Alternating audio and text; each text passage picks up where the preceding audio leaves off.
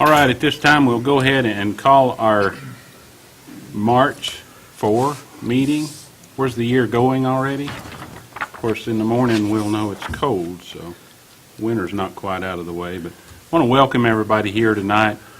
We have a pretty good agenda tonight, some presentations, a little bit of action that we're looking to take, and some consent agenda items. There's some documents probably on the table back there, or you may follow along on the overheads with us. And we would like to invite you to join us in the pledge, followed by an invocation. Please stand. I pledge allegiance to the flag of the United States of America and to the republic for which it stands, one nation, under God, indivisible, with liberty and justice for all. Before we start the invocation, I'd like for us to take a moment of silence to recognize Dwayne Davis, who was an important leader in our county. We lost last week, so a few moments of silence and I'll give an invocation.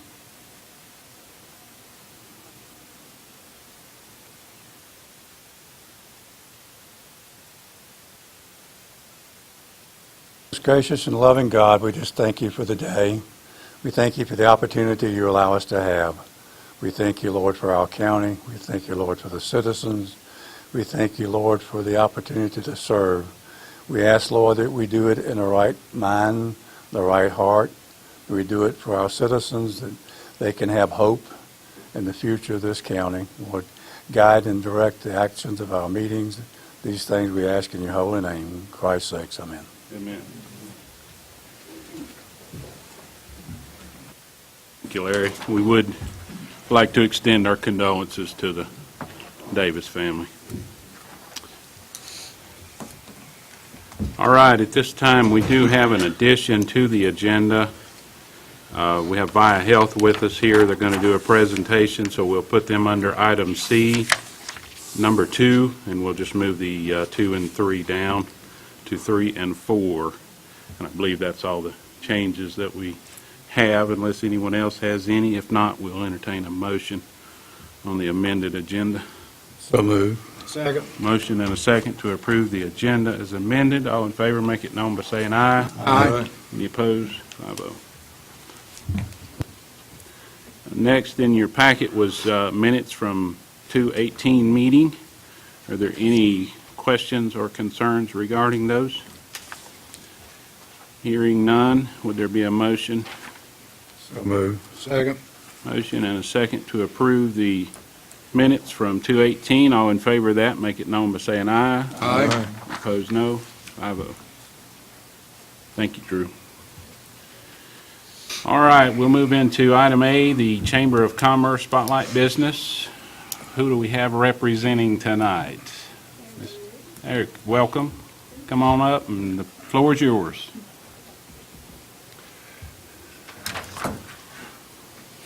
Thank you, Mr. Chairman.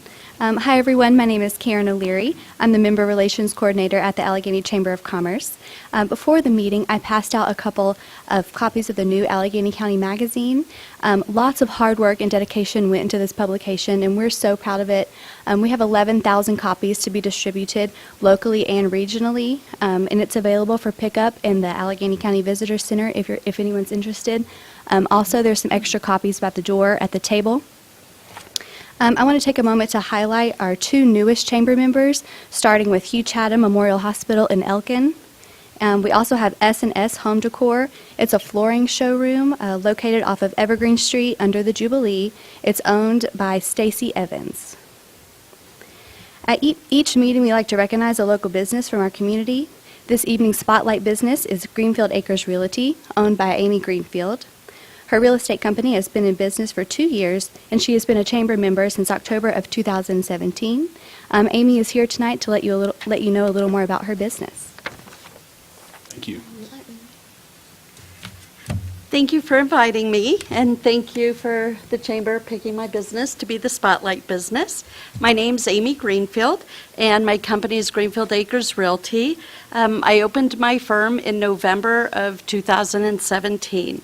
My educational background before a realtor, I have a master's degree in interior design and architecture, so I love houses and I love people, so this was really a natural progression for me. After becoming a broker, I worked at United Country Foxfire for 2 years, and then I felt that I could be more successful and accomplish some of the things that I wanted to do more successfully on my own, and I wouldn't be held by restraints from working with another firm. I wanted to organize different community events and be involved more in the community, so I felt that that was the best way to go about doing that. I wanted to offer local brokers the opportunity to keep 70% of their commission rather than the typical 40 to 50% that all the other brokers locally provide.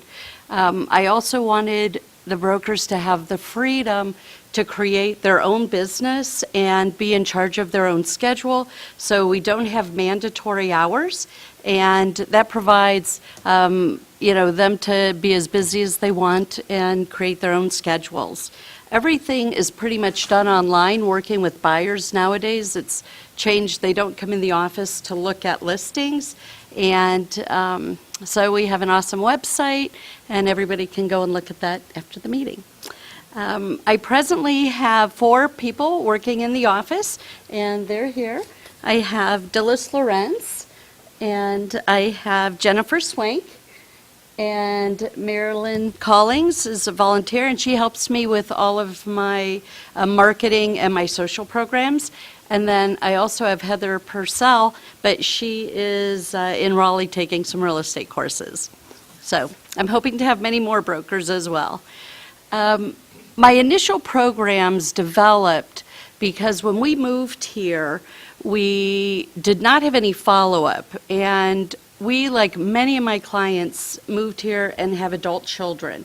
So we didn't have the school as a vice to meet parents and to meet other people in the community, and I had no idea where to call or who to get references from for service people, doctors, any type of stores for different things.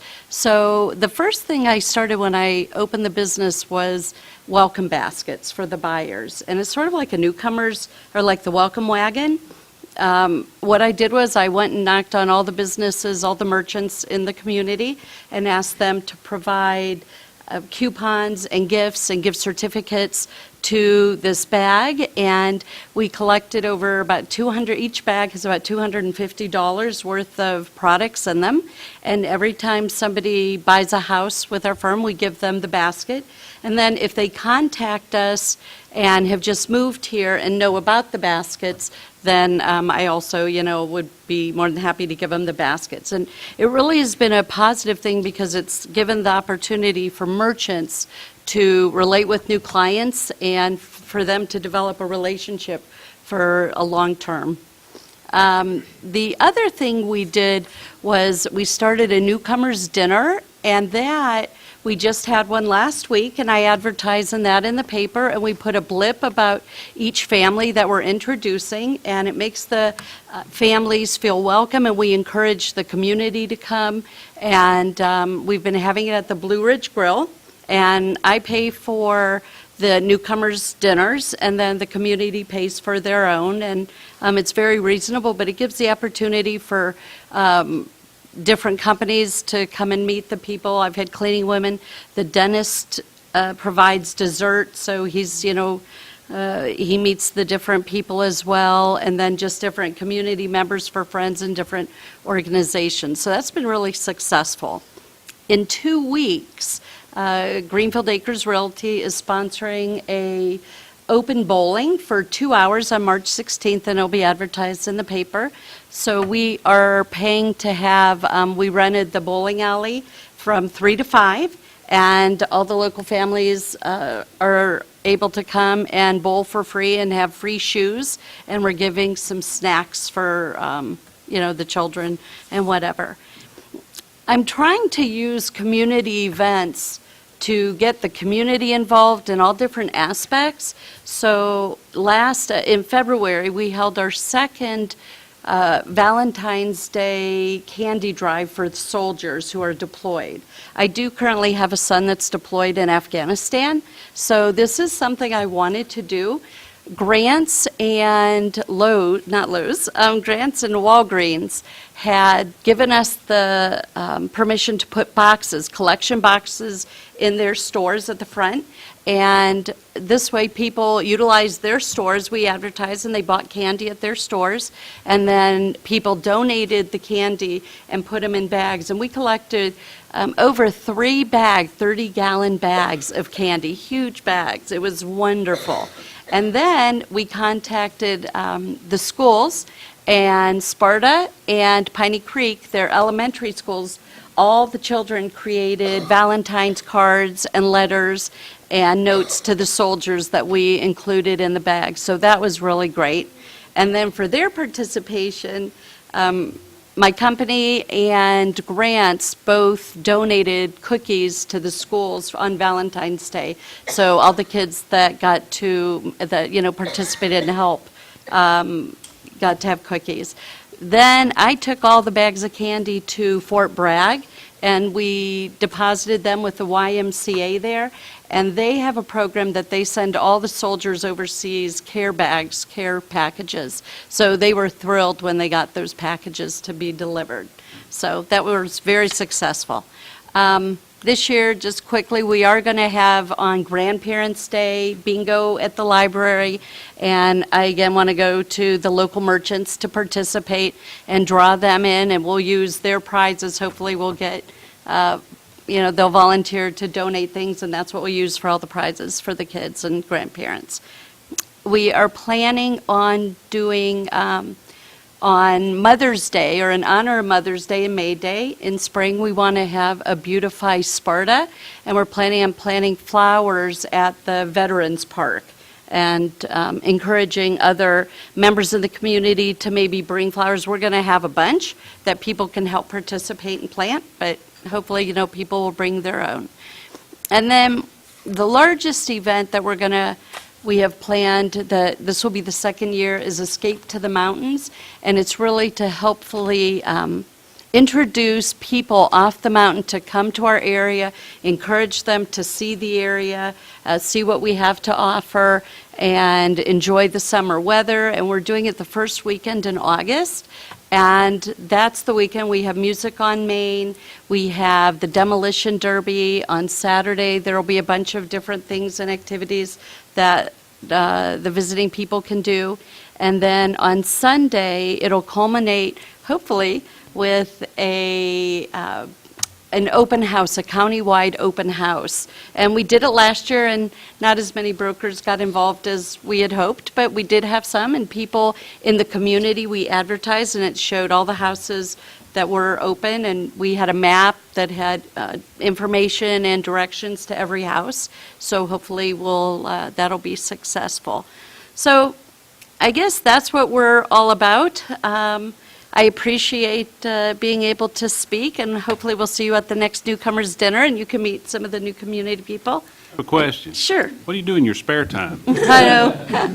And I asked that to make a little bit, lighten the air a little bit, but hey, we might need some help community event organizing here if you do have any spare time. So. Yeah, I do like to do things with the community as well as I sell houses.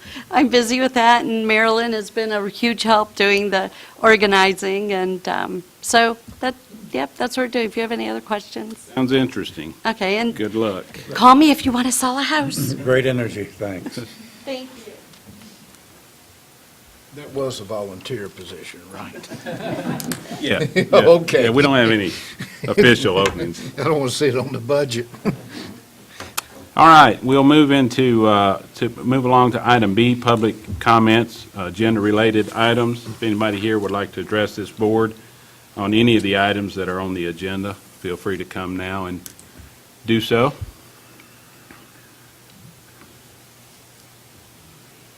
You're sure with a crowd like this, we'd have one or two, but all right, seeing no movement, we'll move along to item C, presentations, and we have with us Sara Dalton and Dale Cavaney.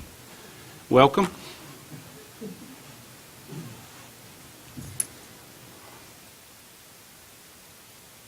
Mr. Chairman. I always enjoy the opportunity to come and share with you the things that we're doing. As we've shared with y'all in the past, we have taken a multifaceted approach to promoting the assets of our county. And we've got a website. We've got a great website. We're doing a lot of work on social media. We have a blog that we keep updated. And one of the missing pieces that we have felt for several months is a good quality video. And so in our branding study, there were 5 kind of basic areas that were identified as the real key assets of our county. And those were the value of agriculture to our community, downtown Sparta, the outdoor recreational opportunities, our natural assets such as the Blue Ridge Parkway, the New River, just the natural beauty, and then of course our arts and culture. And so Sara and I were at a meeting down in Wilkesboro, and we met a young videographer down there that's done a lot of work with retirement communities over in Avery County. He's worked with the Vineyards down in Surrey County. He's worked with the Reeves Theater with the town of Elkin. And we liked him. We liked some of the ideas he had, and I really liked the fact that his dad is a retired videographer from Lockheed Martin. So he spent 20 years with Lockheed Martin, and I thought he's got a really good advisor looking over his shoulder. And so we met with him and kind of laid out that we'd like a video that encompassed those 3 areas. And the thing that we really emphasized to him is we wanted it to be something that our local residents would be proud of, that they felt like would really represent Allegheny County as a whole, and then also for folks off the mountain that would look at it and hopefully say, well, gosh, that looks like a really nice place to go visit. We'd like to go up there and spend some time. And so we really emphasized to him we wanted to use local people and we wanted to have a local feel. So we got Bob Alexander to do our narration. Lucas Paisley and his band Gap Civil, they provided the soundtrack for the video. And then we plugged in a lot of folks in the community, and a lot of those folks are here. Mark Wagg. Mark took us out on the farm. We shot some good footage of him feeding cows. Donnie McCall. Donnie did a little bit of running for us. And so we got some video of that. Devin Autry from Carolina Farm Tables. He did some work on the table saw and came out with all 10 fingers. So that made a really good video. And I may miss someone. Dan Abernathy, wood carver, and then maybe the stars of the show was Eli and Weston and Donnie Shores. They did some work with hiking out on the Parkway. But we also had Lori Hershke, Becca and Matt from Becca's Backwood Beans, Pottery by Jess. He shot some footage at the Allegheny Jubilee, at Muddy Creek Cafe, at Touch of Grace, at the Arts and Crafts store. Went out to Barbara Halsey's place and shot some footage off of her front porch. She's got a beautiful view. Went down to Charlie's at Charlie's Country Store. And then Dusty Douglas out at Dusty Trail Outfitters. He actually furnished us some footage on the New River. It's kind of hard to shoot kayak footage in January. And so Dusty was really kind to do that. So that's how we set it up. And I sort of left the technical details to Sara. And so I'll let her fill you in on the technical aspects of it. So as Dale was saying, we knew the 5 aspects that we wanted to cover in this video, but we also realized that there were 3 qualities that we wanted, which was the outdoor recreation, the agriculture, and the arts and culture of the county. And so we asked Olsen, within this main video, we would like to be able to pull out those 3 different qualities of the county in 45-second videos so that we could take those and promote the county outside of that main video. So that's what he did. He come up here for 3 days. The weather was a little bit difficult. That was a challenge, but everything else went as we expected. It was great. We received our first draft from him. We went through and had some edits that we did. We pulled in a few key people who helped us with those edits, and we finally got the final product down. And so with that, I will hand it over to Mike James, and he's going to show you the final video, the main video, and then he'll also go through and show you the 3 smaller clips that we have as well. This is the main 3-minute and 11-second. Nestled in the stunning Blue Ridge Mountains, at the very heart of the famous Blue Ridge Parkway, rests Allegheny County, the truest piece of North Carolina's high country left. its trout streams, pristine river, and bountiful outdoor recreation opportunities beckon newcomers and seasoned nature lovers. Allegheny's rich agricultural heritage provides deep roots for residents' love of local farm-to-table food. Its traditional mountain art and music culture draws shoppers and visitors alike to come slow down their pace and indulge in the relaxing atmosphere of this exceptional oasis. Whether a family interested in leisurely quarter-mile strolls along the Blue Ridge Parkway's breathtaking overlooks, or an avid hiker or trail runner ready to take on the rugged Mountains to Sea Trail, Allegheny County offers the right path for all. Abundant in nature's beauty, Allegheny County provides miles of the new river, teeming with smallmouth bass, perfect for a day in tubing, kayaking, canoeing, and especially fishing. Explore the vast woodlands found at Stone Mountain State Park, Dalton Recreation Area, and other nearby parks.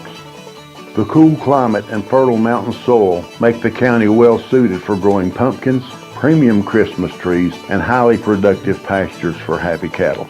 In fact, until the 90s, Allegheny County contained the highest number of dairy-producing farms per capita in the nation, and cattle farming remains a healthy industry here today. Allegheny also maintains its place as one of the top 3 Fraser fir growing counties in the state.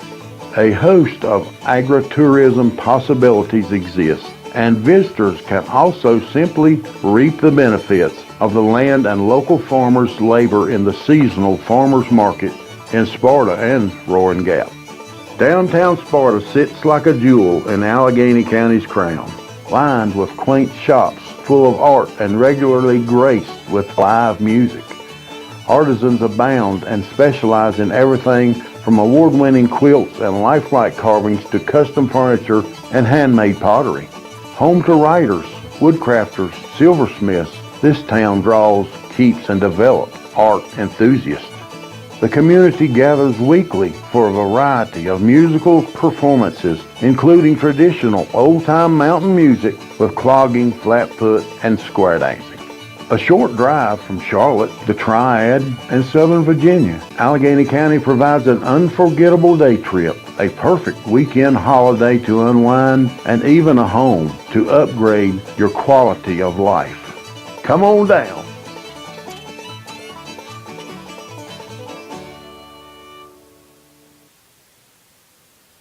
That's the main video, and as Sara said, we had 3 45 to 50-second videos focusing on one of those particular items. So this first one is the outdoor recreation. Whether a family interested in leisurely quarter-mile strolls along the Blue Ridge Parkway's breathtaking overlooks, or an avid hiker or trail runner ready to take on the rugged Mountains to Sea Trail, Allegheny County offers the right path for all. Abundant in nature's beauty, Allegheny County provides miles of the new river, teeming with smallmouth bass, perfect for a day in tubing, kayaking, canoeing, and especially fishing. Explore the vast woodlands found at Stone Mountain State Park, Dalton Recreation Area, and other nearby parks. Come on down.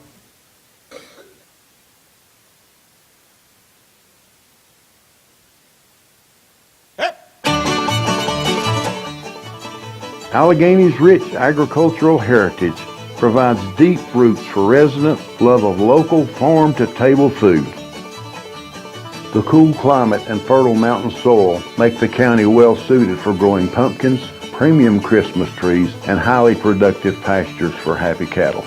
In fact, until the 90s, Allegheny County contained the highest number of dairy-producing farms per capita in the nation, and cattle farming remains a healthy industry here today.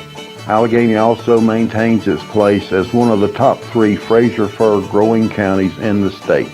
A host of agritourism possibilities exist, and visitors can also simply reap the benefits of the land and local farmers' labor in the seasonal farmers market in Sparta and Roaring Gap. Come on down.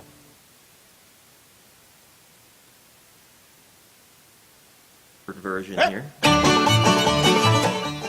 Downtown Sparta sits like a jewel in Allegheny County's crown, lined with quaint shops full of art and regularly graced with live music.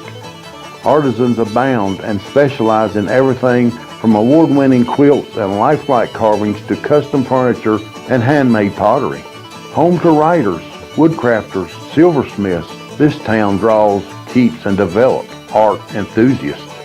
The community gathers weekly for a variety of musical performances, including traditional old-time mountain music with clogging, flatfoot, and square dancing.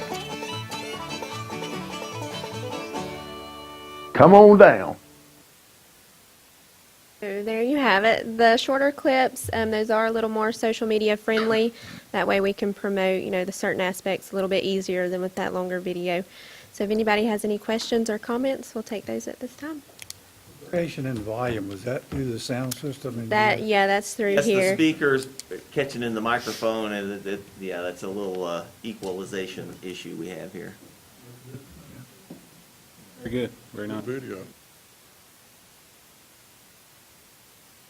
It's a good work.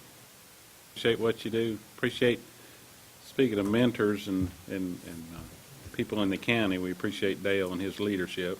His background is not really marketing per se, but it's leadership, and he plays a huge role in a lot of what goes on through this program here. So thank you both.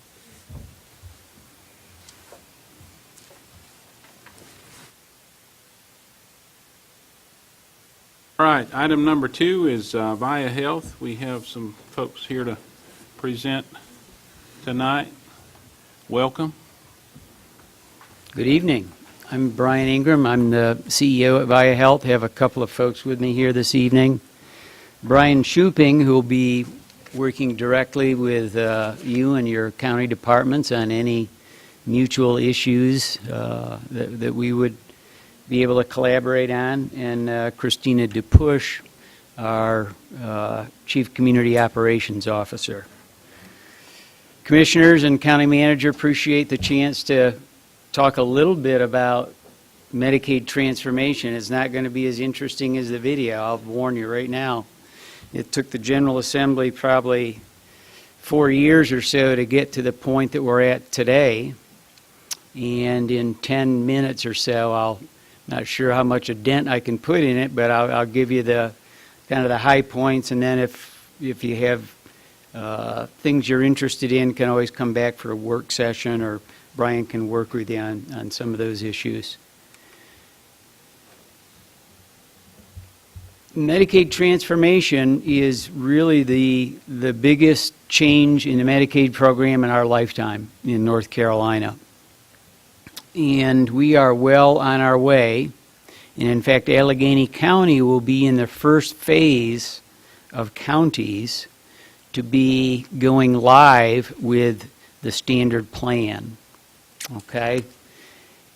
We'll talk a little bit more about that. Really, there are two types of plans, and by plans I mean it's an insurance plan.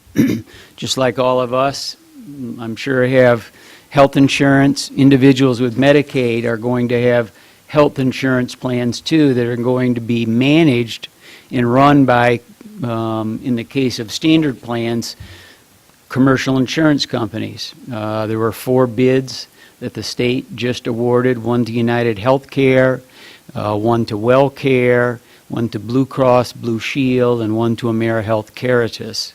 And those are big companies that operate all over the country. They're going to be the insurance company for individuals that have Medicaid. Now, for the standard plan, that's kind of the generic plan for most people, so that anyone who has Medicaid and has a need for health care or any sort of specialty care, that company would be the one responsible for helping them access that care, pay for that care, and manage that care. Tailored plans are going to come along in another couple of years, and they're going to be designed for individuals that have much more complicated and complex problems. A lot of the folks that we work with now in our management of individuals with issues with mental illness, substance use, and intellectual and developmental disabilities. In going out to a lot of counties, there are a handful of questions that always kind of bubble to the top that people are interested in. So we try to really just hit on those for you this evening. First off is who's going to be in the standard plan, who's going to be in the tailored plan. And there's quite a bit of detail around all of this, and you have this handout so you can refer to this later. It's pretty much as I said. Most people that have Medicaid will be in a standard plan. And the thing that's a little different about these is that all of the benefits and all of the needs that an individual has, whether it be for physical health or any specialty care, will all be dealt with in these plans. There won't be any separation of benefits in the way that it's done now. So again, standard plans, the general Medicaid population, some amount of behavioral health care, all of physical health. Tailored plans, again, we're a couple of years off for those. Those would be much richer benefit plans because individuals will have much more significant needs. How is everybody going to understand this? That is going to be a major challenge. The way this is going to be rolling out, and I think we have a timeline here next. It's a draft letter. Beginning in May in your county and the other counties that are in the two health regions going first in phase one, you'll be seeing enrollment brokers who have been contracted with by the state to essentially be individuals who educate people with Medicaid on these different options that they'll have with plans. One of the features that we've learned about as we've dealt with some of the health plans that have done this in different parts of the country. And it gives you some appreciation for how complicated this is for people to understand. About 70% or so never even choose a plan. They are just auto-enrolled in a plan because they're never actively making a choice, even though they have that option. So the enrollment brokers will be real involved, of course, with your departments of social service, and it really won't change for them. Their role will continue to be around the eligibility for Medicaid, although I'm sure they'll get a lot of questions, just as we will, and I'm sure many of you will as well, around all what is happening here, with these plans coming. But the enrollment brokers will be the lead people in communities to educate folks about these options. And you see just a draft of a letter that'll be coming out in another month or two that'll be going out to all individuals with Medicaid. So our experience is whenever letters like this go out, it causes a lot of confusion, even though they really try to word things carefully and explain things. A little bit of the timeline here for when all of this is going to occur. And again, this is all about the communication.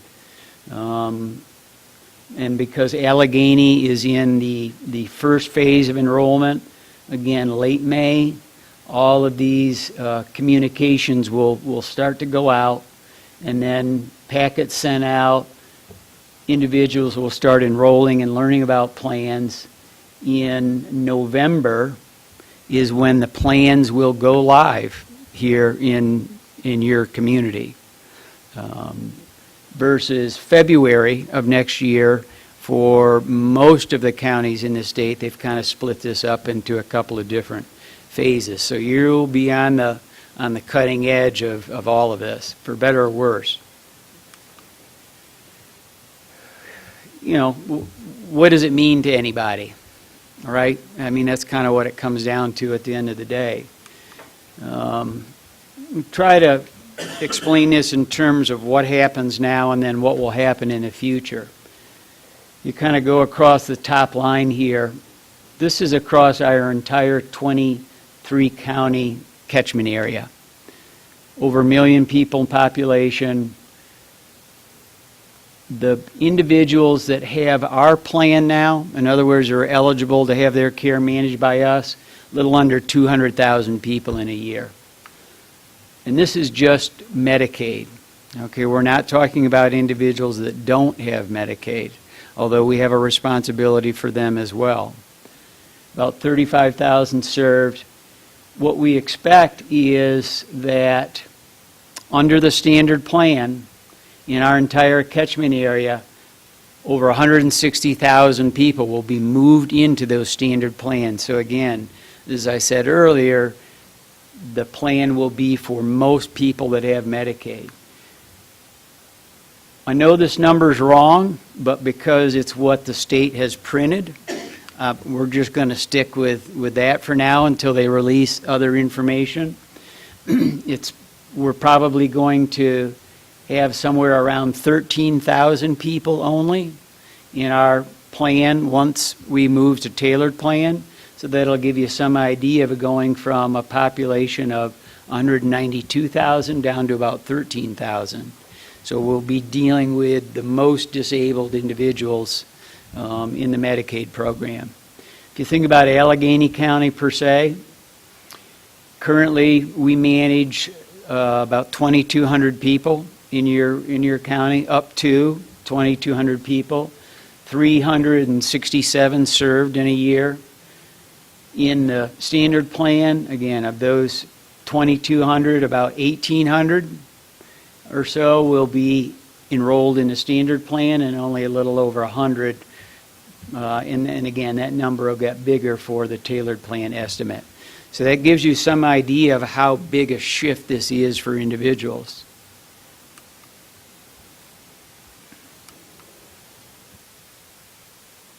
The health regions and the tailored plan regions. And again, what we know is that your county is in Region 2, which along with Region 4 are the first regions to go live under the tailored plan, as I said, in November. It remains to be seen how the tailored plan regions are going to be chosen. In fact, a letter just went out about the County Commissioner Association being involved with recommendations that they're going to provide to the Secretary around what counties should be part of what regions for tailored plan. And again, it gets pretty confusing. This is a map that has not only the health regions, which are these dark lines here, but also the LME MCO regions. And again, Allegheny County is part of VIA, which is Western North Carolina.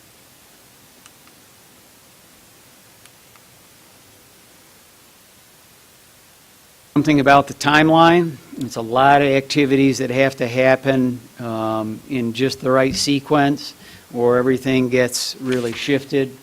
And again, as we said, the launch of Managed Care Launch 1, which is the first set of regions that contains Allegheny County, is in November.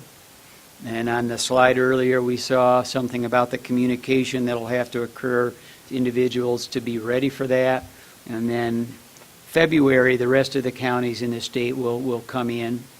And then not until July 1st of 2021 is it expected that there will be the tailored plans, which again will deal with the very chronic and complex population. And it took the General Assembly 4 years to do that, and it only took us 10 minutes or so. So I'm kidding. It's very complicated, hard for people to grasp the first time around because there's so many moving parts. And, Medicaid tends to be something that, not a lot of people focus on to begin with. It's kind of its own world. I'd be happy to answer any questions you have. I have the pleasure of serving on the board with Brian, and if you have any questions whatsoever, he's a walking encyclopedia. He can answer anything that we're dealing with here in Allegheny County, and especially what's happened at the General Assembly. He spends a lot of time down there fighting for our district, for our units. And how many counties is VIA serving right now? 23. 23. And what, we're almost the largest, or pretty Yeah, I close? think down east, they got us by a little bit, probably, but, we're holding our own out here in the mountains. It's almost 10,000 square miles. I mean, our catchment area is bigger than some states. So it's a lot of territory to cover, not a lot of population, which makes it, of course, with transportation and the terrain, pretty challenging. But it's been a very interesting board to be on. And I think I've been there for 4 or 5 years now, and the amount of people that are served is it's a staggering number. And with the opioid crisis, it's getting even worse and worse all the time. But I think VIA is working very hard, and the way I see it, we're about the top of the list of what your interventions are into the opioid crisis, because not only does that affect the people that are directly involved, but it affects the whole county of everybody. Allegheny County, we've been hit hard by it, and we see it in so many different places than just in the mental health and the health part of it. The sheriff's department, the court system, it's been a drag on society, really. That's an excellent point, Commissioner Irwin. I'm sure if we did a survey in here tonight of how many people's lives have been touched by, a friend or a relative or a coworker around opiates, probably every hand would go up, unfortunately.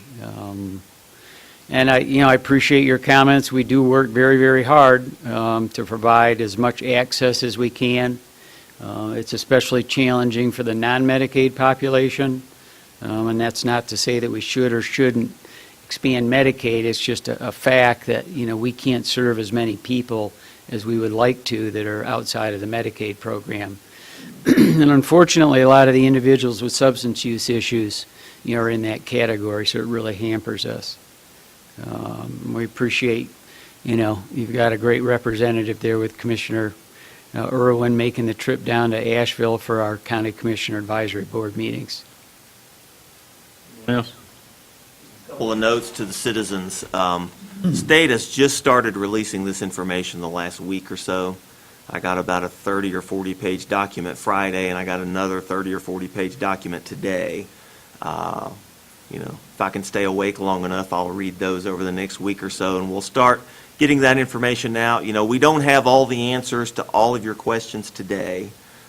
Lisa and her staff at Social Services are learning and getting as much information as possible. So our understanding that's Allegheny County and Johnston County are the first two that are rolling out as part of this. I guess they needed a large county and a small county to be guinea pigs, so we are the first two actually. So, but the enrollment will not start until July. Everyone will have plenty of notice. We understand it's going to work similar if you're familiar with the SHIP program, that folks come to the senior center a couple of times a year, help people enroll in their Medicare programs. I think it's going to work fairly similar to that with the brokers, but we're still learning. We don't have all the answers yet, but we will get the information out, every method that we can, as quickly as we can. Yes. An issue of making sure that the plan they choose lines up with the transportation we have for individuals in the county. Well, the transportation is a benefit, so to speak, that is part of the standard plan, and they are required. Non-emergency Medicaid transportation is a feature that's part of these plans, so they will have to be sure that there is that people that are enrolled in their plan will have that service. Now, I'm guessing that in Allegheny County, there's going to be one kind of transportation plan, and I would assume that all 4 of the plans, would buy into that. That would certainly be the smart way to do it. That's just my guess. Yeah, We will have to negotiate contracts with all four of the companies, Allegheny in Motion and EMS, our ambulance service. They'll both have to hopefully come to contractual terms with all four of the companies. That's our goal. We'll see how it goes. So see how good Donna is working out those contracts there. So. Questions? Thank you very much. Thank you. We have some work ahead of us. One more thing ahead of us on the list. Okay, next we have Allegheny Sparta Trails Association. Welcome. How you doing? Thank you for having us. I'm Forrest Pulley, and I'm here with Aboya. Yep, but he's got it. We'll sit here. Thank y'all. Be We're on the careful. board Safely. of the Allegheny Sparta Trail Association. And first of all, I want to thank you for having us and letting us update you tonight on where we've kind of come from and where we see ourselves headed, and get some direction from y'all on that. We'll be talking a little bit about our plans, future plans. We'll warn you, we have more questions than we have answers. So we'll talk about that, but we're trying to develop the questions that we have as we go along to present it. You can see here the mission for Asta is to help with outdoor recreation, promote healthy lifestyles, and to contribute to the economic vitality of Allegheny County and the town of Sparta. There are a lot of benefits that come with having trails, recreation opportunities, obviously, physical and mental health benefits for people that utilize these types of activities.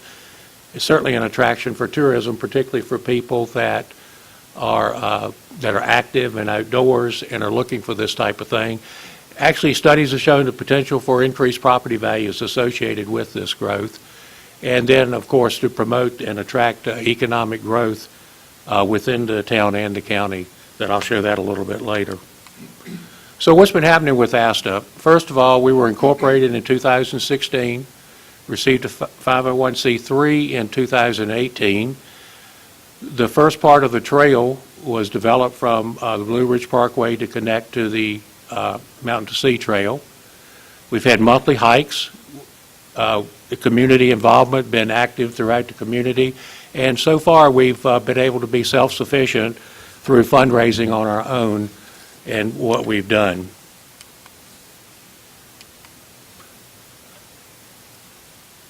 Again, one of the purposes is to connect the town of Sparta to the Mountain to Sea Trail. This is the long-range plan, and I really want to emphasize long-range plan to do that. And also, while doing this and building this, we want to promote outdoor activities that include trail building and maintenance, mapping, river activities, trail running, biking, and all of the things that you see listed here. Okay, so this is a picture of the long-range plan. Again, emphasis on long-range, to come from the town of Sparta to connect to the MST through this. Some of this can be done over public lands, and some of it, of course, would require the potential over private land, so you can imagine the questions that might come with that down the road. Okay, one of the primary purposes that we're here today for is to talk about the next phase. It's something we're calling the Sparta Trail. Now, with the Sparta Trail, I kind of equate this to where we are right now is we've decided that we want Jell-O for dessert tonight for dinner. But we're trying to get together the ingredients.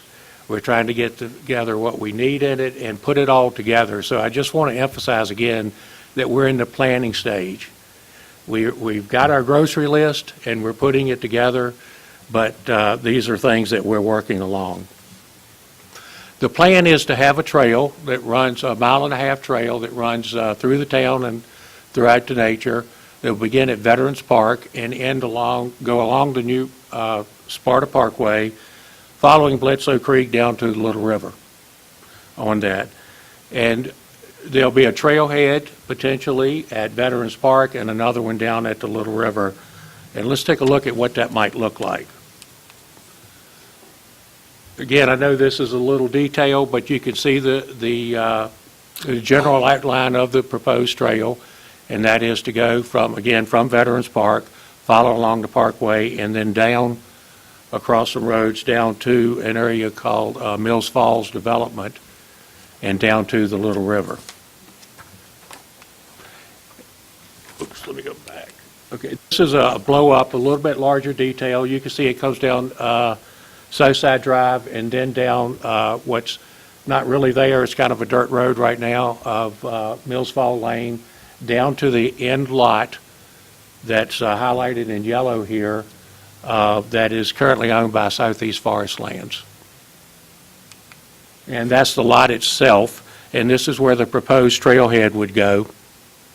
And with the trailhead, what we would have is things like benches, potentially grills, places for people to utilize the river, to come to the park, and to, of course, the hiking that is associated with it. Okay, so what have we done so far? Well, we've been doing a lot of planning. Like I said, we got our grocery list together. But we've also met with the town manager and the county manager regarding this, and that's one of the reasons we're here tonight. We've met with the sheriff. We've also met with the Veterans Advisory Committee about the possibility of utilizing Veterans Park as a trailhead, and I think they'll be coming to you hopefully shortly about proposing that. We're here tonight, and we'll be with the town council tomorrow night to help people become aware of what we plan to do and hope to do with this. So what are the next steps? First of all, we're applying for an Rtp grant. That's a recreational trail program grant, is that right? Yeah. And we'll be doing that, and I'll go over that timeline in just a second for that. We are in the process of getting a letter of intent from Southeast Forest Lands, who owns the lot that we would like to utilize for the trailhead. They've agreed to give us access on the road that goes down there. They've also agreed to, if we can work it out, to give a $10,000 grant back to us for the development of the trailhead. And of course, we want to continue to update the town council and the county commissioners, and then finally to gain approval to proceed forward with this. Okay, so let's talk about the grant for just a second. The first thing is happening right now. On March 15th, we're doing a pre-application to apply to get permission to actually even submit an application. And by April 15th, we'll be notified and be asked to submit an application, hopefully, for this. The final application's due August the 2nd, and awards are made plan to be made in October for this. Right now, we've got some estimates together that we're still working on.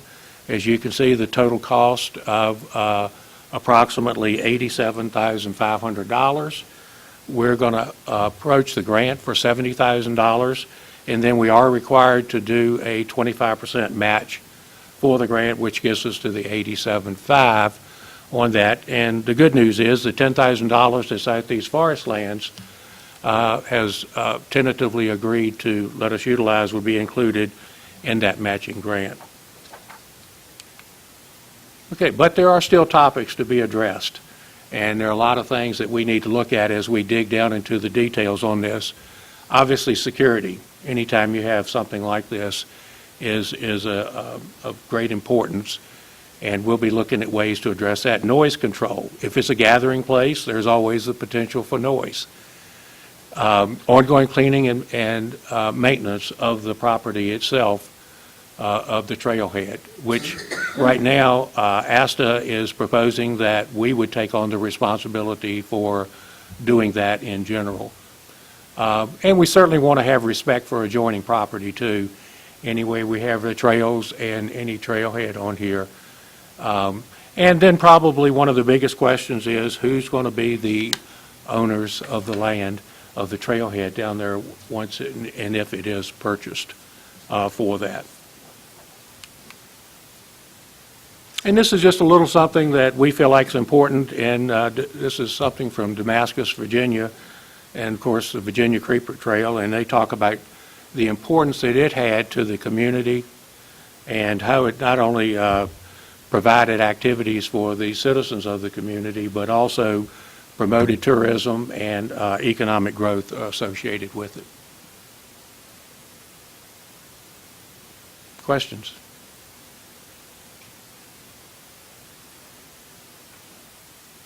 Sounds interesting. Work left to do, but it's coming together.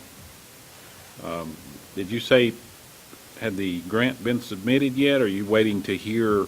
They do a pre-application, which is due March 15th. Yeah. Which will be submitting, and then they take the pre-applications and say, okay, we select these to actually go in and do the application, and that's what will be notified in like mid-April. Probably hear back Yeah. once that comes in. And we'll be happy to come back and do updates as many times as you're willing to put up with us. If citizens would like more information or like to contact Asta, what's the best way to do that? Facebook. Facebook, Yeah, you just type in Allegheny Sparta and normally pops up, but it's Allegheny Sparta Trail Association. That's when we put everything up.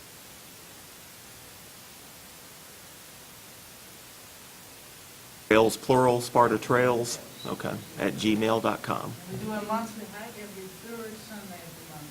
And, there's somebody from Asta.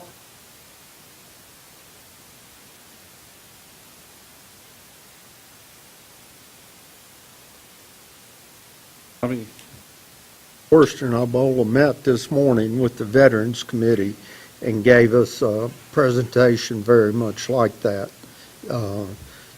And I think that we were very supportive of what we need to tell the commissioners. I think the main thing that you were there today for was the parking, and that would be your trailhead here. Right. But it was a very, very interesting, very good meeting. Mike, if you have anything to add, or? No, I mean, but again, basically the proposal is this phase of the trail would start or end at Veterans Park, and the other end would be at this proposed lot on the Little River. Most of it is through the DOT land that they've acquired for the Parkway. And I know they had, the group had discussions with DOT about a year ago about gaining access to that property, and they kind of got a tentative approval, but we'll give you the final answer once the construction is done. And of course, the construction is done. The Parkway is opening on Friday, so hopefully they can continue that discussion now. Anyone else? Thank you all. Thank you. Good luck.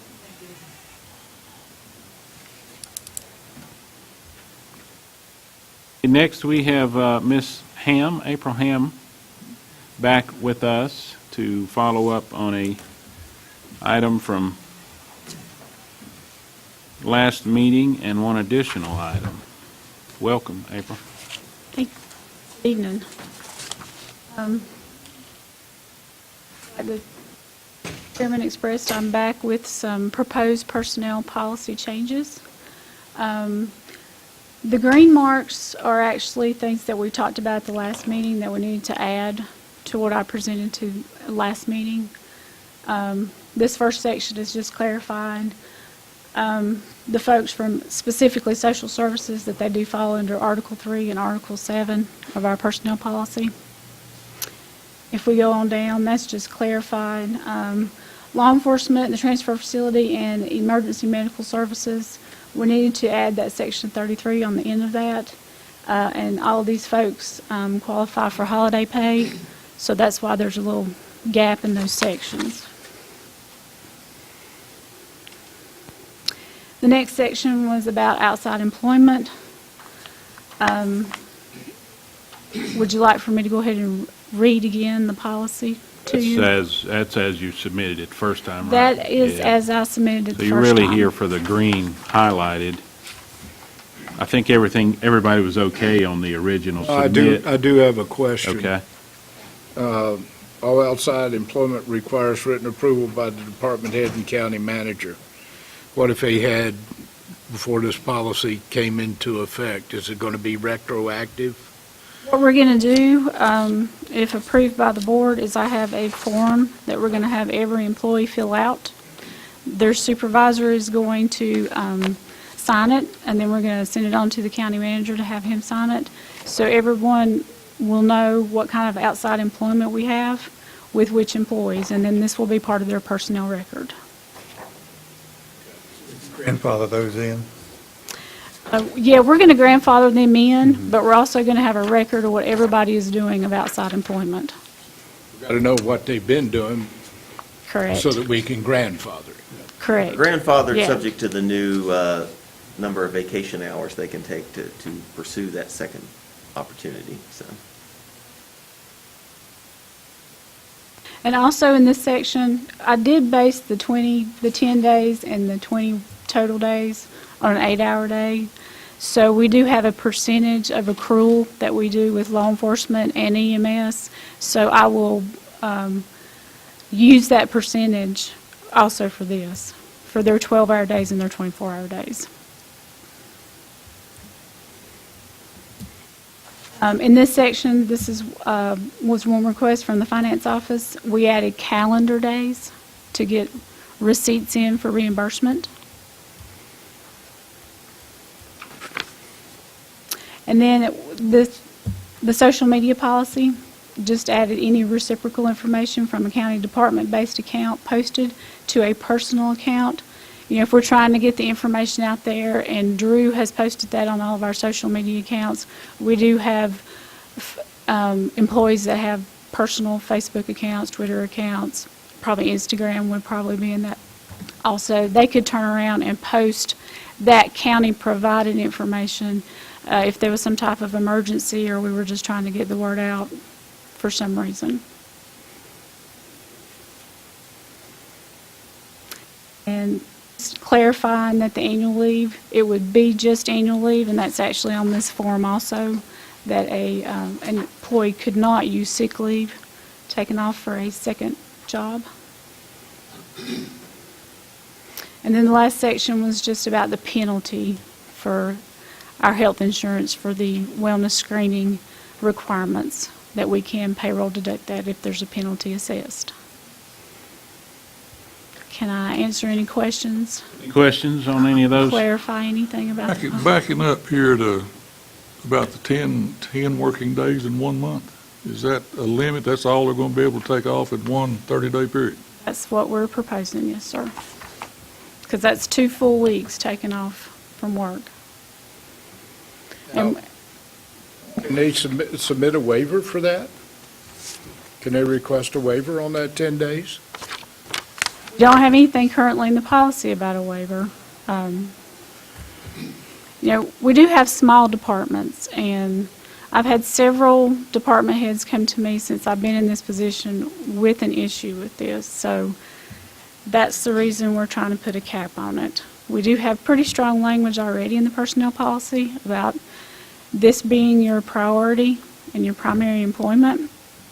But department heads don't have a whole lot of backup in black and white as to a limit per month or per year that an employee could take off for a second job. So that's the reason it's come up. I did have several conversations with the county managers about the amount.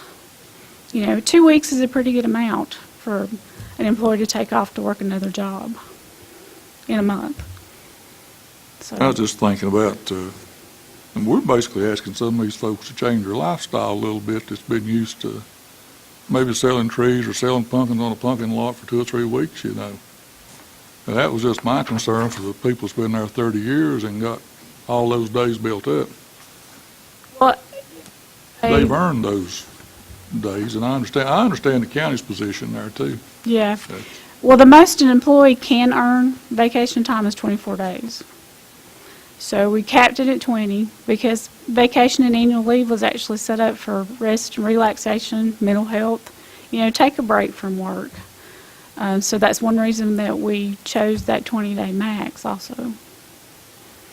So You think there's no way you can grandfather the 30-year people, so to speak, and leave them where they're at, and maybe some of the ones that's coming up upon that. You know, you got people in there 25 years, and that's a long time. This is the board's decision. This is just, what I'm proposing.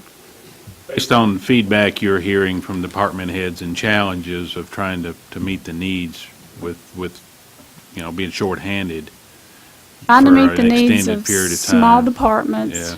and an extended time away from work, whether that be it puts a burden on the small department for somebody to be out 2 weeks on vacation. Pumpkin and tree season is passing a basketball through a garden hose in the county. It's wonderful for the economy. It's a huge part of the economy. But at the same time, it's a strain on services. So we have more people in the county during that time of the year than we do the rest of the year. Traffic at the transfer station is up. Traffic, sheriff's department calls are up during that time of the year. And to have the highest number of citizens here and visitors, the highest service need, at the same time we've got the most people taking vacation, is a real strain on resources. I'm not saying that, that it's the board's decision. If the board wants to go a different direction, we will drop back and punt. But it's just, it's tough. Tree season is tough for everybody. We all wait longer in line at the dump or in the food line, checkout line, or whatever that time of the year. It's just a busy time of the year in the county, but very, very important economically for the county. You're right, a lot of county employees, a lot of citizens in general have pumpkins or trees or both as a second job, and that income's the difference between paying the bills and getting ahead, that extra money there, so. That's just what I'm saying. I mean, everybody sits on a level of income. You get used to that. And then we change everything around somewhat. And I understand the county's position very well. There's a balance in there. Let's just put ugly on the table. We haven't had a personnel policy or a policy in this regards in the past, so people took advantage of it, and now we've got to rein it in, so we're going to be the dirty dogs that do it. Basically, that's it. In the past, nobody questioned it.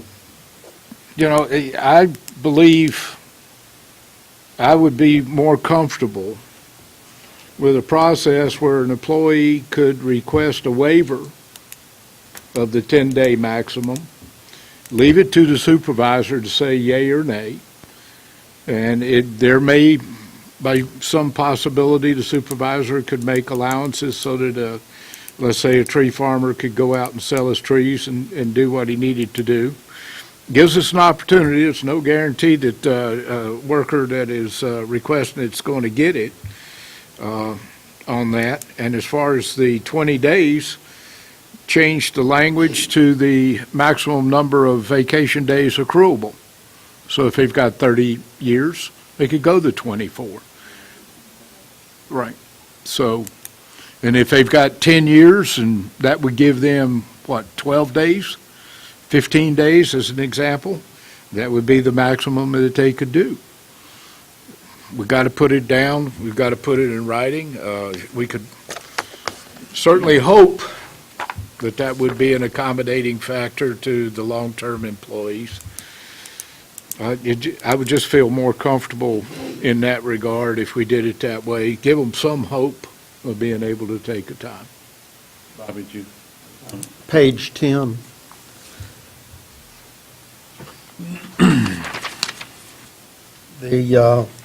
Let's see, the word should is, what you're trying to say is they will not do that. Correct. Is the word should be in there, or, and then the other one is may be subject. They either are subject or they're not subject to. About the last sentence, any personal post during work hours may subject the employee to disciplinary actions up to and including dismissal. Is that it does say may subject the employee. Again, it's the department head's responsibility to discipline an employee. Well, I'm just curious about those two words, should or may. You know, they're either going to be, you know, any personal post during work hours may subject. It's basically putting them on notice. It is. It's putting them on notice, and if you'll scroll down just a little bit, I think we have shall. No, I'm sorry. That's another one. It is putting them on notice, and it is the department head's ultimate responsibility to decide disciplinary action of an employee. I mean, you know, I do understand what you're saying, Okay. yes. Yes, and we can change the wording if it, whatever the board. Try to be as fair as possible without painting ourselves into a corner at the same time, you know, so. Donna, have you read through all of these? And okay. There's nothing written ever perfect that's going to apply to every situation that comes up. There's always going to be something bizarre that happens. And it's nice to have a little flexibility and still use common sense.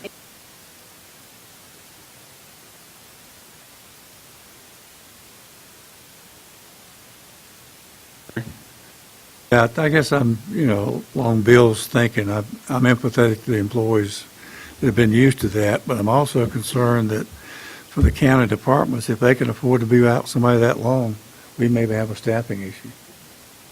That's my concern. Well, and I think part of that, to add to that conversation, is maybe some of this that's gone on in years past, we could handle it a little bit better because we weren't as stressed in trying to maximize our employees' efforts and time and getting all that we get out of them.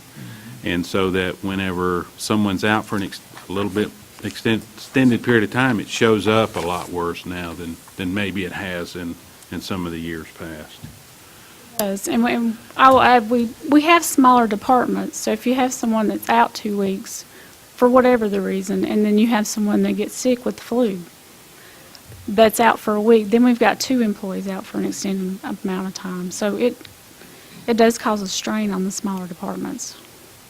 Something to be said for the employees that, through the summertime, your Higgins centers, it's in use. There's something going on about all the time. And when them guys are sitting at home at night with their family and something breaks down, they pick up the phone, call them, tell them to come in, they come. And that's their duty, I'm saying that, but it's, hey, two sides to that thing. I just hate to see us interrupt their income chain of, at a point real quick like. I would like to see a grandfather clause or something like John mentioned over there for those 30-year people to get a Is con. the max of Have we got any approval. more than 30-year people, or? No. I guess it'd be more accurate for the 20-plus years. Yeah, it's the 20 plus, 20 because we're plus actually years. talking the accrual rate. Yeah, so when you get to the 20-year, your max accrual is those 24 days. No more. No, that's it.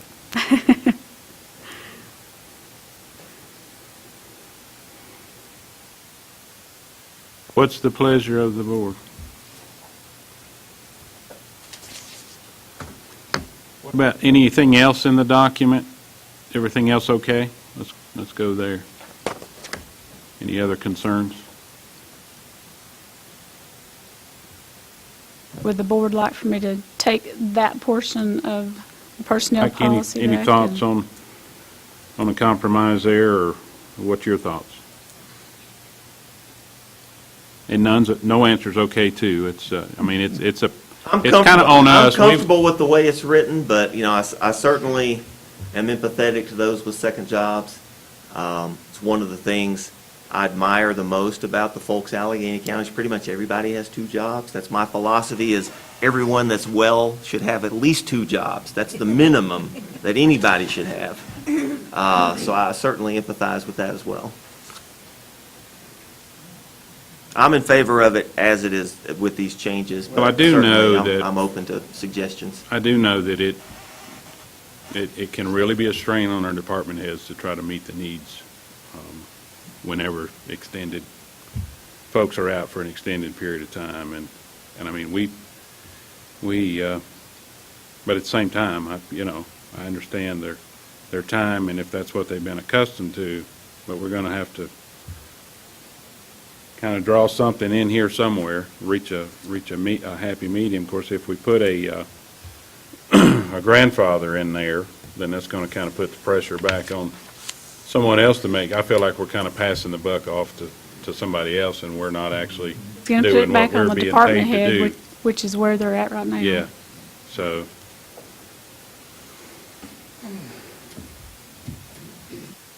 Evidently, the people didn't elect Solomon.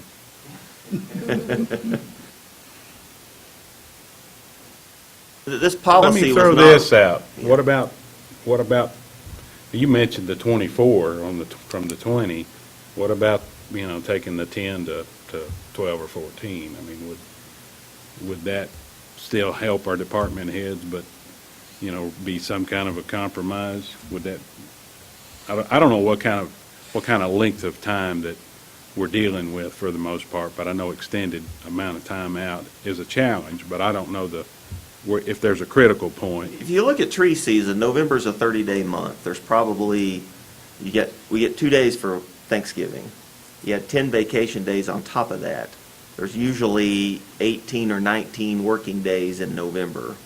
Somebody could take 12 under this new policy already. And then spill into the first week of December, you could take more time. Again, it's not a perfect solution. That's not going to fit every single person.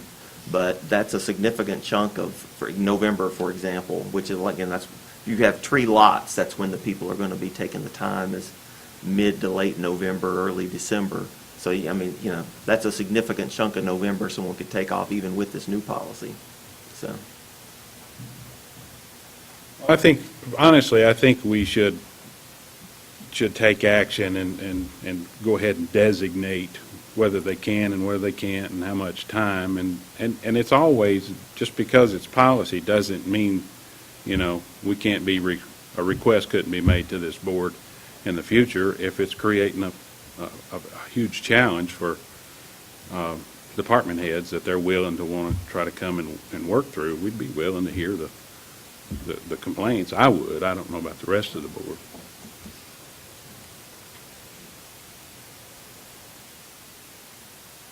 I concur, we've got to do something. We've got to put controls on it. I'll make a motion we approve as modified. As written. Yep. It's presented. Any further discussion? Second. Yeah. Is that a second, John, or are you waiting for somebody else? I said we needed one because I'm still conflicted, to be honest with you. I'd like a process to where, well, let me ask a question. If an employee feels that he or she needs additional time, for whatever reason, could they request to the supervisor that they be given it? If supervisor turns it down, then it would go to the county manager, correct? That's correct. And the county manager could then kick it back on us, correct? good, yeah. But we do not have that written It's in the here. manager's role to take care of. I agree with that. An individual appeal should stop at me. If Yeah. it's a policy change, that should come to you. Within this document, does that capability exist? Is it spelled out? Currently is exactly what Mike just described. It stops with him. Right. They have that process. If we pass this tonight, and we have an employee that says, Supervisor, I want to take additional time. The reason is I've got commitments with my trees in the past. It was never a problem, but now it is. I'd like your approval for a waiver. And if supervisor says, well, I don't feel comfortable with that, I'll take it to the county manager. Can they do that under this policy it They is can. written right now? Yes, they can. With your assurances, I will second.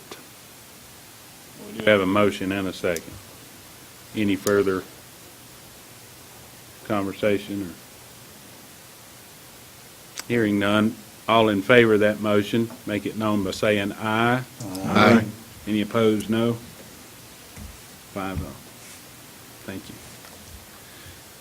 One more Item policy. 2. to go I don't through. think we'll end up in the Bible, though. The second policy, and this is going to be a standalone policy. It's a pet policy, a building pet policy, or a work site pet policy. Basically says that Allegheny County is responsible for assuring the health and safety of all employees and the public while working and conducting business on any and all county properties. I have referenced the Code of Federal Regulations. Any dog that's individually trained to do work or perform tasks with the benefit of an individual with a disability is a service animal, and that is directly out of the Code of Federal Regulations.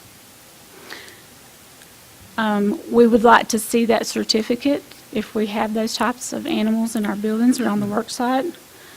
An animal may be excluded if they do not have that service certification, causes any person to experience allergic reactions, fears, or any other physical or psychological discomfort, reduces any employee's productivity or quality of work, sick animals, animals with fleas or any diseases that is communicable to other animals in the office or to humans, animals that have not been properly vaccinated or that have internal or external parasites, dogs that bark or behave aggressively, or animals that foul the inside or outside of the building. An individual with a grievance can talk to the owner's immediate supervisor or come to the Allegheny County HR officer with the complaint. All dogs must, excuse me. You? Yeah, it would be me. The complaint department now. All dogs must be on leash, and all animals must be in continuous full control of their owners. Owners are expected to clean up completely and immediately after their animals. An employee who brings an animal to the office is completely and solely liable for any injuries or damage to personal property caused by the animals. Any repair or cleaning or maintenance costs incurred by the animal will be charged in full to the owner. And Allegheny County may, at its discretion, require an animal owner to maintain a liability insurance policy covering damage or injuries caused by the animal while at the office. I did skip a little bit in there, not to read the whole policy in full. But can I answer any questions about this proposed policy? Donna, have you looked at this? Is something you... Michael's very good sending me all of her contracts and policies. This actually came from the Blue Ridge Business Development Center Board. We had folks that were renting offices there in the county-owned building that wanted to bring their pets to work. And BDC decided, I'm on that board, that board decided we should follow the county's policy since that's a county-owned building, but we didn't have a policy. So I asked April to begin drafting a policy for that purpose. This was not, I'm not aware of any employees bringing pets to work. I'm not aware of any, but there may be. But this came from the BDC board, of which I am a member. So again, primarily at the BDC building there. So, Is it only dogs or cats? Don't tell me a python will it's qualify. pets. It's all pets. That was my comment to April. Absolutely. I said, I don't want Mike bringing his pet python to these meetings. I'm sorry. Dogs and cats I could deal with. Golly. Any questions? Make a motion to approve. We got a question, Bobby? I'm not sure that I understand. It's Allegheny County pet policy. And what, I'm looking at the first paragraph about the third, well, let's go through the whole thing. Allegheny County is responsible for ensuring the health and safety of all employees and the public while working and conducting business on any and all county properties. In keeping with this objective, Allegheny County does not permit employees or the general public to bring their household pets to work or work site. Now, just help me through this a little bit. When I go to the trash dump, I take my dog with me most of the time. She likes to ride. Is this prohibiting her from riding in my vehicle from going? It is just for the workplace.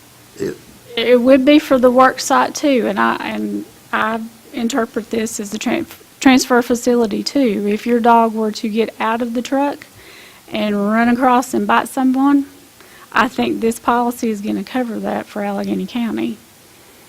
You've got to be in continuous control of your pet.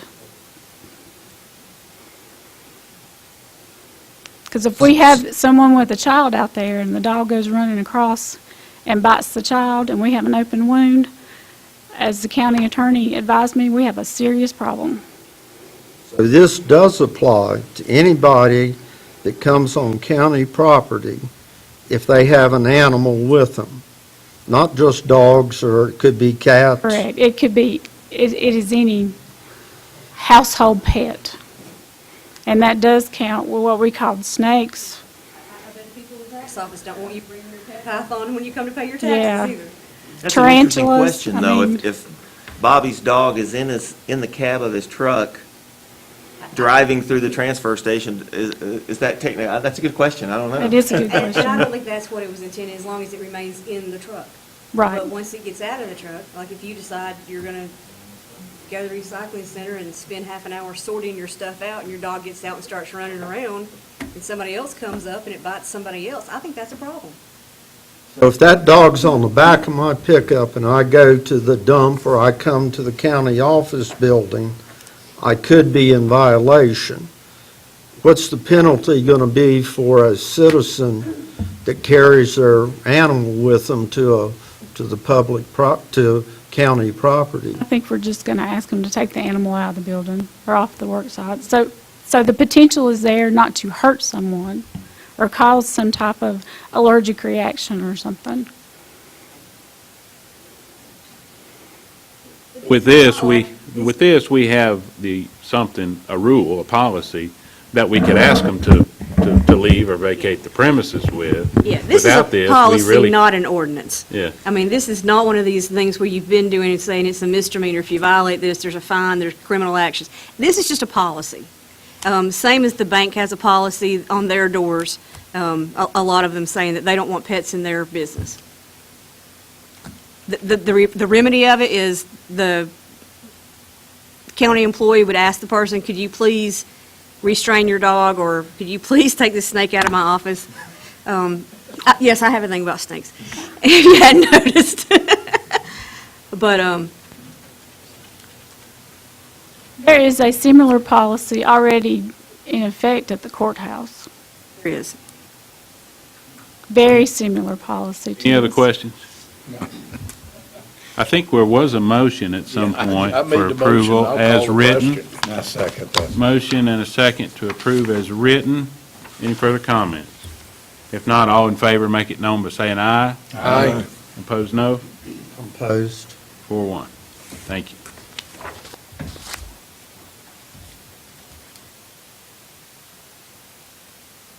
Thank you, April. Thank you. Ken? All right, this time I'll just call a 5-minute recess for refreshments and a little bit of relief. Consumption and relief of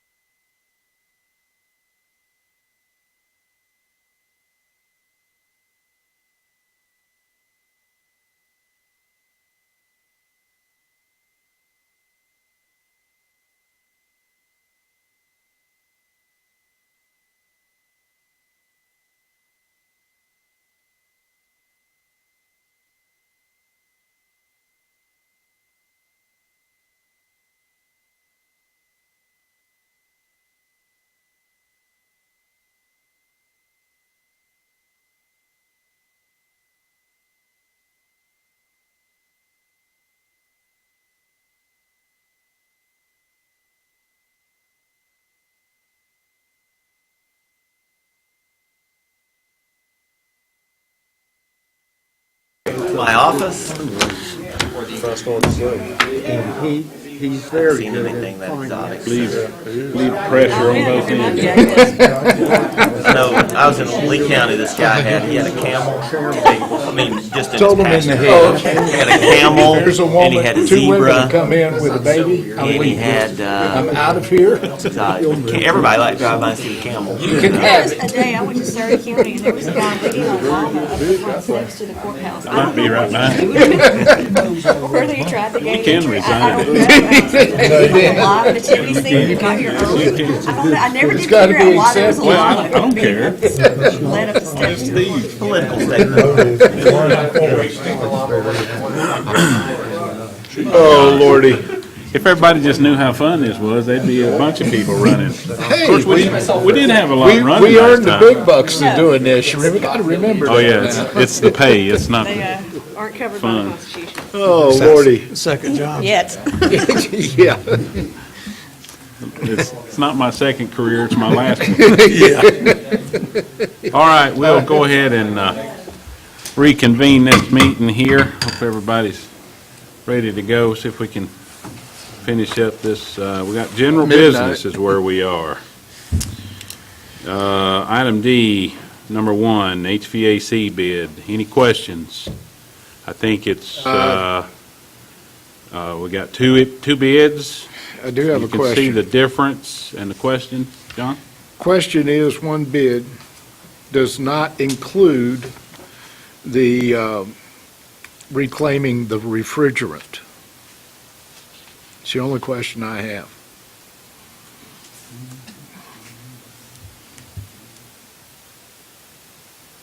Do we need a contract where it's specified in there that it will be, the refrigerant will be reclaimed in accordance with current EPA regulations?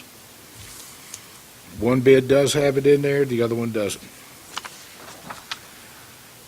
Oh, and speaking with the contractor, I know that's their intention, but we can get that specified in the contract, yeah, that they will reclaim and dispose of the refrigerant in a safe, legal, and environmentally friendly manner.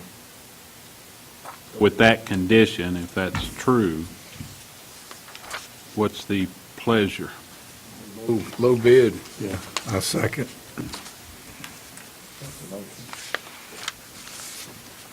I'll make a Any motion. other questions? So, motion, John? Yes, that is a motion. Set the low bid of 96.1 Second. and a second. Contingent upon contract stating that they will recover the refrigerant in accordance with EPA regulations. Well stated. Further discussion? Not all in favor, make it known by saying aye. Aye. Opposed, no. 5-0. All right, next is the next project that, by the way, that HVAC project was for the BDC. And that's the next item is the roof at the BDC. We have, Josh has been working, and I think Rex has been involved in some of that too, legwork. We have two options. We have a coating system that can go on the existing roof. It's basically a new roof applied to that. A different system without any seams, the Uniflex. That's the option one. That would be a seamless, continuous roof that has a 10-year full warranty, 10-year material and labor, and a low to no cost to maintain that warranty. As I understand it, the company will come out and basically view the roof condition once or twice a year, and they'll record that data, and then if there's a need, that basically keeps us in compliance so that the warranty is good. With the new roof option, that's basically they're going to be taking off the existing rubber membrane roof, putting on a whole new roof, and it's considered a continuous roof, but they can't find a roll wide enough to cover the whole building, so that they put it together. So it will have seams, and that's where all of our leaks are right now, is on this current roof, is at all the seams and joints. Now that roof has a 20-year warranty, for material and a 2-year labor warranty for workmanship. Now, that roof will require an annual maintenance contract of, I haven't heard a number. So $1,100 a year after the first, I mean, we'd have to go ahead and initiate that from 2 through 20 if we choose. Now, what that gets us is that 2 trips a year for them to come out and inspect the roof? If they find anything that needs to be done, Come up to the yeah, come on up here to Mike. If they find anything, any needs, after the second year, it will cost us labor for them to repair those needs to keep the roof in compliance with the warranty. If they don't deem it per se our fault for the damage being there or the reason for the leak. So we could have some repair cost or some minor. Right. But then it makes you kind of wonder what's the 20-year warranty for? Yeah, it's kind of, and I'm a little perplexed as to why they're going to come and we're going to pay them an annual maintenance fee and then possibly repairs, and we've got a 20-year warranty. And if they don't come, we don't have a 20-year warranty. But if they do, I don't think we have a 20-year warranty. No. That's my opinion. So, The Uniflex, it's a 10-year warranty for material and for labor. Right. And if anything happens in 10 years, it's covered as long as we let them come out and do the inspection Right. at no cost. Yeah, we have an agreement with the representative that he'll come out twice a year at no cost. And he also goes back, one trouble we had with the other roof was logging for the warranty, the maintenance. So this rep, he will go back and log for the maintenance, so it's all done by the representative. it's going to handle the paperwork. Right, yeah, we don't have to do, the only thing we have to do is if we was to have a problem on the roof, and I've got to go up there and do something, that we call kind of major, I would have to report it to that rep. And that way he knows I've been on that roof, so whenever he comes to inspect, he knows that I've been on that roof. To clarify, when you say something major, say you go up and change a condenser fan on the HVAC unit. I mean, you're talking about going up and working on something else, or are you talking yeah. about, you're not talking about working on the roof itself? No, I'm talking about if you have to go and work on the AC Anything. unit. If you're on the roof, yeah, clean accessing out the something else, gutters or something like that. we would just You're- report to them. you They report would to come them, hey, and then I'm- document it. Right. Well, one other thing I want to state, and then I'll open it up for questions, is the rubber membrane roof, the new roof price we have here is similar to the current roof that's on it. It's basically That roof exact. is not designed for standing water, No, it is not. ponding water on that No. roof, No, it I is don't know not. why they sell you a roof that's not designed for ponding water for a flat roof. Right. Job security. That may be why the original company's out of business. I would say that has something to do with it. Now, the Uniflex system is okay. It will handle the standing water. It is, And it has a proven track record in the industry. Right. We put on the bid, Josh did, that from the back of the roof toward the front, a 15-foot span, the length of the roof, they're using a silicone base, which will stand up to the ponding.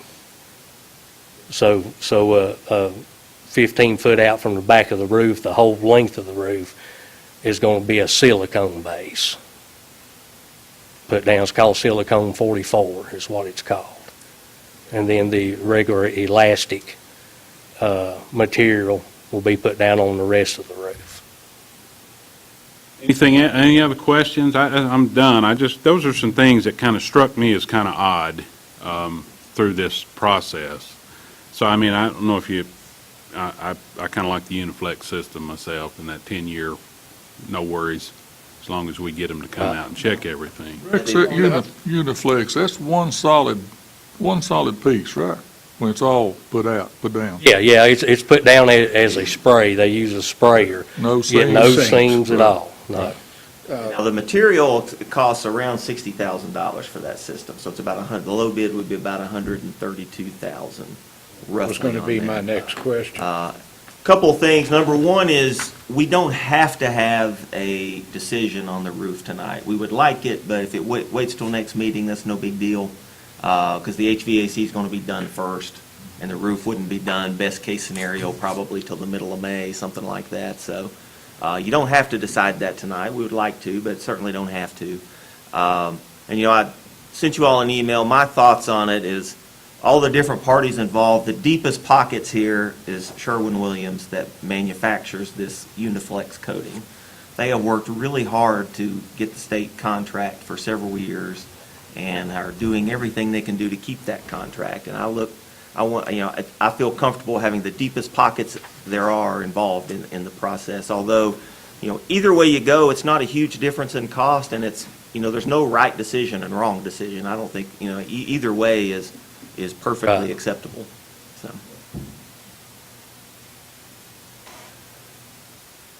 I'm confused. Which one are we talking about? Are we talking about the right?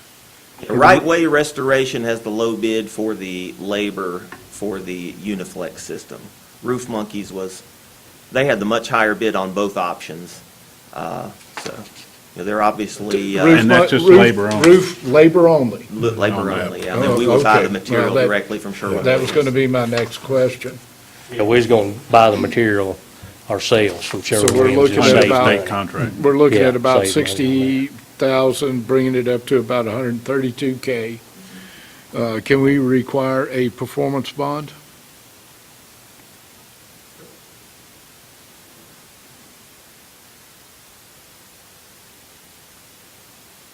Yes, I'll make that motion. Accept the The low bid with a performance bond. Let me understand, we're getting the 10-year warranty on the labor and 10-year on the material. Yeah. And Sherwin-Williams will come up and do the inspection Yes. at no charge And no charge. in the spring, in the fall. Right, yes, sir. And then, after that 10-year period, we can apply the same material, we can purchase it from Sherwin-Williams. Right, and the way we figured, using the Uniflex system, whenever you go to reapply, you're looking at, without inflation, you're looking at $30,000 versus the $60,000. You're cutting it in half. So, and then you move 10 more years down the road, which comes up with a 20-year warranty, you're still looking at half of the cost. It's not that much cost difference now, but 10, 20 years down the road, you're looking at half of the cost to go up and reconstruct again.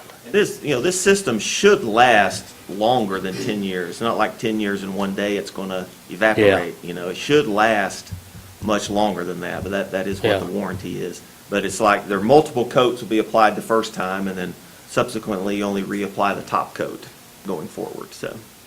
Yes, sir. That's it. One more question. How thick is this first coating going to be? The first, what we're talking about now? Well, the first coating, you've got a base coating, Right. and then, which is not applied very thick, because the reason for the base coating is that there's a mesh, a rolled mesh that goes on down into that material. So whenever the finish coat is applied, they use an example like you put two credit cards together. That's going to be your extra thickness. Okay. With the membrane in between the two coatings. What happens if there's damage to the insulation or anything when you get down in there? I mean, what's going to take place then? Well, we done core test, Oh, okay. and there wasn't hardly any on the top. So we done 4 core tests on the roof in the worst parts. So you'll see in that bid, they're going to put 20 roof vents to keep the moisture out from the insulation and the plywood. They're going to install 20 roof vents. And that should take care of that. Second John's motion. So we have a motion and a second, and the motion included to request a performance bond. Any more discussion? Not, all in favor of that motion, make it known by saying aye. Aye. Opposed, no. I will. That was easy, wasn't it? It's easy enough. Thank you. If you ever have any questions on any of this, come see us. I mean, we researched it. I think y'all done a good job on it. Yeah, thank you. Yeah. Thank you. Thank you. I'm sorry it took so long, though.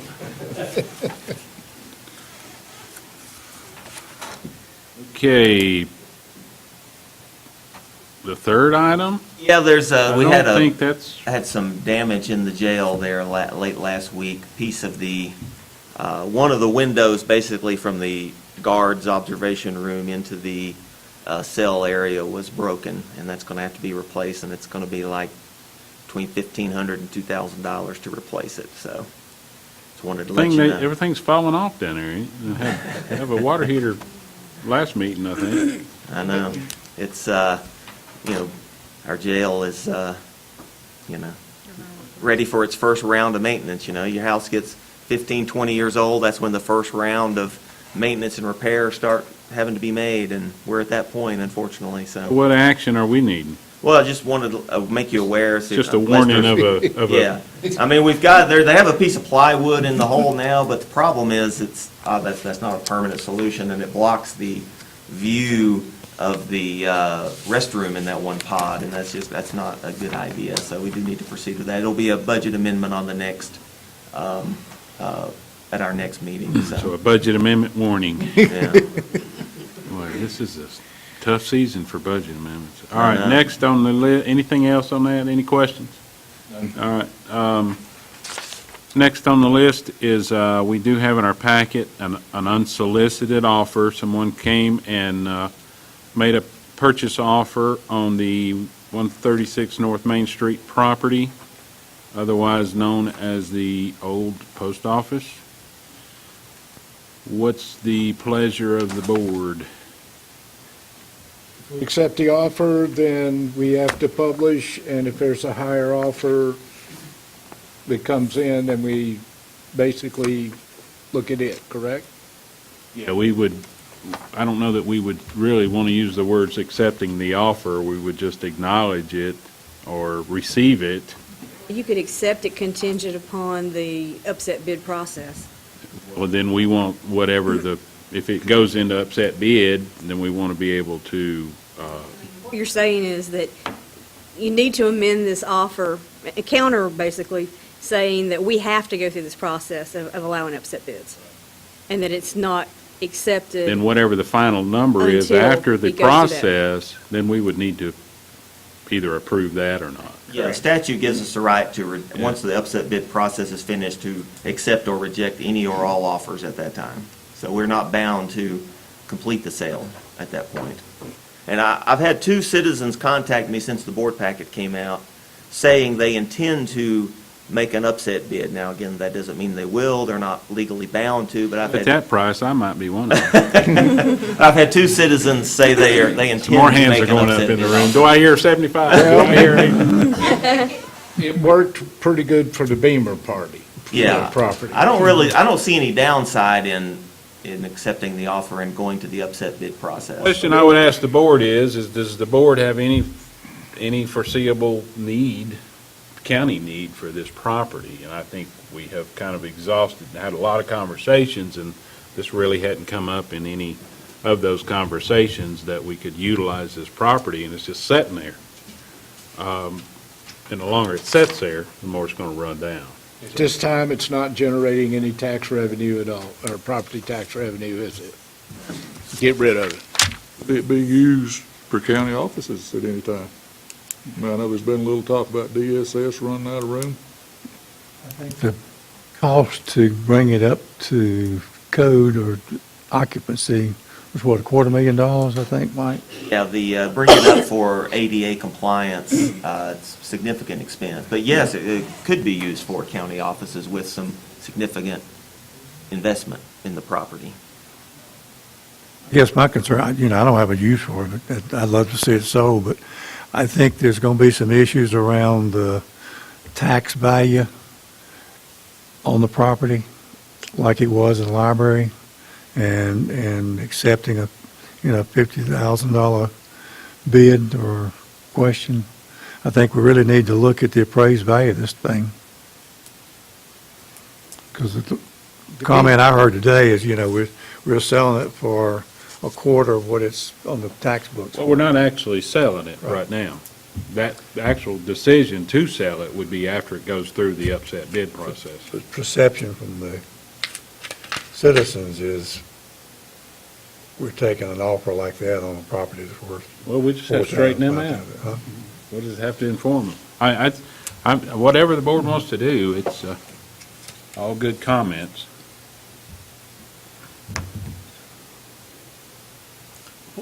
What's the action that's being requested? It has on here for action. Well, to whether or not we want to Accept an upset bid. allow this, agree to take on this bid or this proposal, offer to purchase, and What let should it the go language into be? upset bid process. Yeah, how should the motion be worded? I think we're in the process of looking at different options for moving different county agencies. And this is one of the options that we could be moving somebody to, either permanently or temporarily. And I don't see any benefit in pursuing selling something right now that we may be able to use for the county. That just gives us one more option that we have on these decisions that we're trying to make.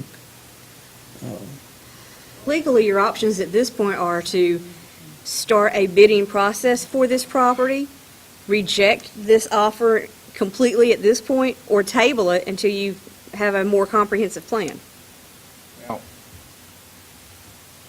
Like, the county's going to use that property, if we're going to utilize it for something. I believe you just stated that we're looking at $250,000 to bring it up to code with the ADA requirements and things of that nature. If we're going to use it as a public building, yeah, we're going to have to bring it up to ADA compliance. So if we decide we're going to move another agency in there, we've got to bring it up to ADA compliance. The roof is leaking. We've got other maintenance problems that are in that property right now. So we can give up $50,000 or more, or we can spend $250,000. I don't like the math by retaining it. Where does the $250,000 number come from? We've got to bring it up to ADA requirements. We looked at this property as one of three options for the second courtroom about a year, last August or September. Frank Randall did a write-up for us on three different options for the courtroom. Now, that was to make it the courtroom, not necessarily to make it office space. It may be, $50,000 less, I don't know, to bring it up to office, but to make it the second courtroom was $250,000, $300,000, something like that. I don't remember the exact number, but it was substantial. Because we don't have, there's only one restroom in it that is not ADA compliant now. There's no ADA compliant ramp. There's a lot of the hallway, the doorways are too narrow. There's several upgrades we would have to make to be able to use it as a public building. If you're moving, if we're looking at building another building permanently for a county agency, and we need to move another county agency temporarily, can they not be moved into a building that is not ADA compliant if we're in the process of building another building? I don't know the answer to that question for certain. I doubt we would be able to be there more than some very small 30 or 60-day window, but I don't know the answer to that question. You might want to ask the director of that department that question. That'd probably be a building inspector as well. We'd have to get there, so. What I was told, they could temporarily move into a building that was not ADA compliant if we were in the process of building another building or moving them to a different location. I think you would minimum have to repair the roof no matter what you did inside. And you've got to have a ramp. Minimum, you've got to have a ramp. And in regards to what Mike said, he's referring to the August the 8th, 2018 letter from the architects, post office. Post office building is currently unoccupied and the entire building may be used for relocation to the courtroom. The building property is tight and has no on-site parking available. The only parking available would either be on-street parking or have to have an agreement with the adjacent church property owner to use the parking lot during the non-service hours. Approximately 2,200, I'm going to paraphrase, 2,550 square feet, and is currently inaccessible to the handicapped. The entire building would need to be brought up to meet the current building code. No survey has been conducted to determine if asbestos is present. The building was constructed in 1956, so unless abatement work was performed sometime during the life of the building, there's a good probability that asbestos will be found. And I can go into the exterior problems if you want me to. I go back to checking with the director of that department, who said that temporarily they could move. Now, whether that's in writing, I don't know. I'm just telling you what I was told. And I think with as many potential moves as the county is looking at, to try to sell a piece of property that could fit into some of our potential moves, even a temporary move, we're ahead of the game right now. And again, this person came to us unsolicited. You're under no obligation to accept or even act. You can just ignore this and table it indefinitely. You're under no obligation to do anything. But, somebody's wanting to give us $50,000 for a property we may or may not have use for.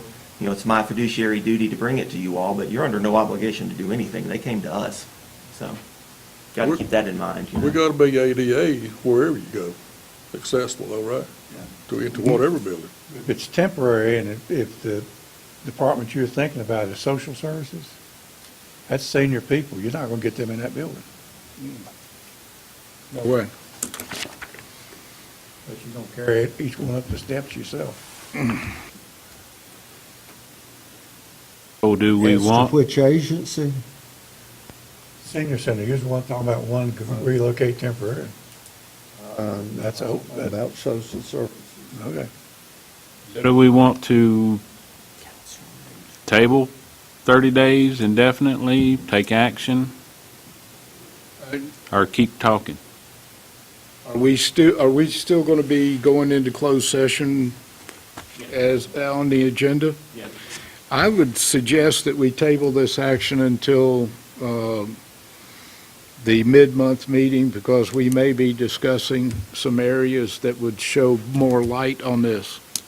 And if you want me to bring in the architect's letter from August into the closed session, I'll be glad to.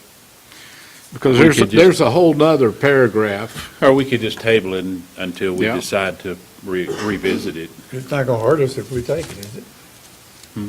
It's not going to hurt us if we accept this. No, because we're not selling it. That's right. We're just agreeing to let it go into the bidding process. Find out what people are willing to pay. I think that's a good move to go into the bidding process, and you can see what it brings and make a decision in a month or so.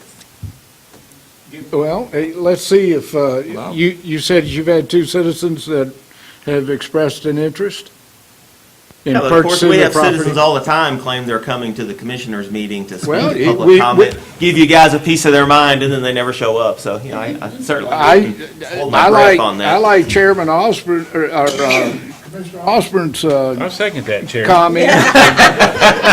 It would- Have yourself a deal. We can give our citizenry an opportunity to let their, see if their bulldog mouth is going to overcome their puppy dog fanning. So, I agree with you, Mr. Osborne. If that's a motion, I'll second that motion. So a motion to just put it out and see what kind of number we get. We're not deciding to sell it tonight. Put it The in motion bid is to put it process. out and see what kind of number it turns, and then that'll come back to us, and then At at some that point in the point, future, yeah, and then you we can can accept or decide reject if any or all offers we at want that to do time. anything at that point. Of course, I may have screwed the pooch by telling the Yeah. public all the problems that are in there. You're not on Hey, Charlie, we need you to cut that off. That report was in a previous board packet. That report was in a previous board I packet. think this person withdrew their offer. He's got a bleeper button. Yes, was that a motion? And I second think it. a second. Any further discussion? And the motion is, again, to put it out for a bidding process. And then once that number, whatever it produces, comes back, then we will revisit whether or not what we want to do at that time with it. If it gets over $500,000, we'll quit. Any other discussion? And by the way, that date was August the 8th, 2018, for your Freedom of Information Act request. Any further discussion? If not, all in favor of that motion, make it known by saying aye. Any opposed, no. 5-0. Appreciate that lively debate. That's good. It may have cost us $20,000. Sausage is better eating it if you don't watch it being made. It's kind of like legislation. Gone over in sales and marketing. You know, I never did make $1 as a realtor. Get Amy Greenfield back in here, staff. I don't think you could get a job with her. All right, next is the consent agenda. You can see the items on there that are enclosed in the packet. No, wait a We've got minute, the I'm sorry. resolution for this. We have Support under general business, number 5, I'm getting a little happy. The resolution for support of the streetscape project has been in your packet. We, was one of the items of our retreat that we discussed, and understanding the benefit to not only the town, but the county as well, if they can move along with that project, and realizing also that they've encountered a much higher number, and the bid process didn't turn out as attractive as they were hoping. So I believe, and this board, I think, believes that by us taking this action in this resolution and show of support, that hopefully it would help to maybe get some help with maybe some state funding or some outside funding to do everything, to leverage everything that we can, so. I was at a meeting last Wednesday with the town and their contractor and SkyBest and Blue Ridge. They're very close to a $3.5 million option. It's, slightly reduced version of streetscape that's going to be very attractive. They're very close to a final solution there, so it's getting there. I would say I've seen a list of, out of the state budget, of previous past projects from their special appropriations fund for these types of projects across North Carolina. So it wouldn't be unheard of for them to be able to help us possibly with some of this project too. So with that, it's on a website. Folks can read it. We're, for the sake of time, unless somebody would like to have it publicly read, we'll entertain a motion to approve this document. So move. Motion and a second. All in favor, make it known by saying aye. Aye. Opposed, no. 5-0. Now, the item E, consent agenda. Any questions on any of those items? If not, is there a motion? Motion to accept the consent agenda items. Addition to the maintenance item. Yeah. I second that. Motion and a second to approve the consent agenda items. All in favor, make it known by saying aye. Aye. Opposed, no. 5-0. All right. That gets us down to public comments. Anyone left that would like to come and address this board, now is the time to do so. Welcome, Mr. League. We'll be brief. We appreciate it. Mr. Chairman, board members, thank you for this chance to speak to you this evening. I'm Tony League. I'm the president of the Rotary Club of Allegheny County, a 501c3 nonprofit organization. In 2016, Rotary International changed their bylaws to allow local clubs more flexibility. I'm pleased to announce that our Rotary Club now has 2 options for membership. We still have our morning club that meets for breakfast every Thursday at the hospital. We also have a satellite club that meets one evening a month and follows that up with a monthly service project. So you can contact any of our members and they'll give you more information on those options. On Saturday, May 4th, 2019, we'll hold our annual reverse raffle drawdown fundraiser, most of you are familiar with. It'll be at Alexander Hall again. We sell 300 tickets at $100 apiece. The purchase of that ticket includes dinner for 2 and a chance to win the grand prize of $5,000 or one of many smaller cash prizes. The main objective of Rotary is service to the community. So all of our net proceeds from these drawdown fundraiser will go to support needs such as child hunger, health and safety, educational opportunities, career development, and other charitable purposes.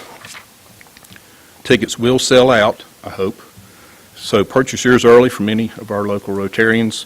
We also have tickets available from some of our members at Becca's Coffee Shop, the Allegheny News, Heather Klein's office, the Skyline Bank Sparta branch, and Glade Creek Animal Hospital in Sparta.